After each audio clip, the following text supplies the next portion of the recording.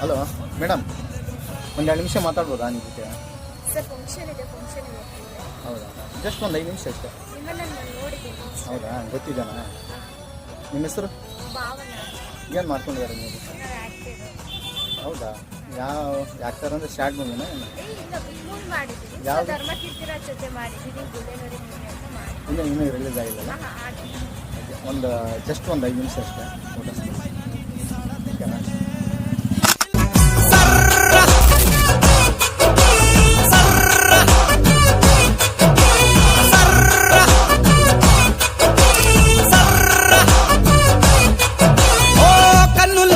ప్రాణి కర్మగారాలే కవిస్తే కాల పాణి కారాగారాలే నవ్వులతో నేరం చేసే నైజం ఉందిలే, పువ్వులతో ప్రాణం కోసే నేర్పు ఉందిలే, కొంత ఆమ్లం ఉందిలే.